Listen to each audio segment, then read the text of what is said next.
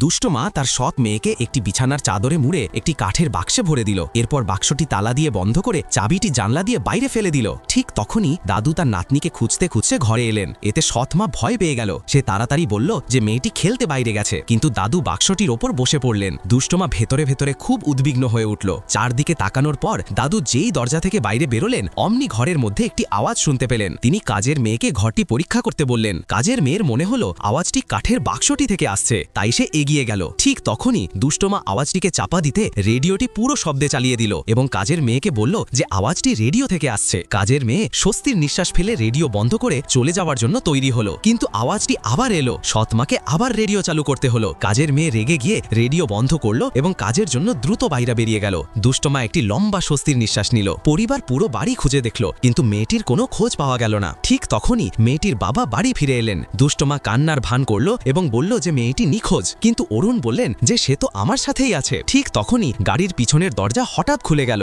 সৎমা অবাক হয়ে গেল, কারণ ছোট মেয়েটি সত্যি সত্যি গাড়ি থেকে বেরিয়ে এলো। পুরো পরিবার স্বস্তির নিঃশ্বাস নিল। কেবল দুষ্ট মাকেই বিচলিত দেখাচ্ছিল। দুষ্টমা দ্রুত জানলার দিকে গেল এবং চাবি খুঁজতে শুরু করলো। মেয়েটি যে তার মৃত মায়ের কবজায় ছিল, সেও তার পিছু পিছু গেল এবং তাকে জিজ্ঞাসা করলো যে সে কিছু খুঁজছে কিনা। তারপর সে বলল যে চাবিটি মালার মধ্যে আছে। দুষ্টমা তাড়াতাড়ি ঘরে ফিরে গেল। চাবিটি সত্যি সেখানে ছিল। দুষ্টমা অত্যন্ত রাগান্বিত ছিল, কিন্তু সে মেয়েটির মৃত মায়ের আত্মাকে দেখতে পাচ্ছিল না।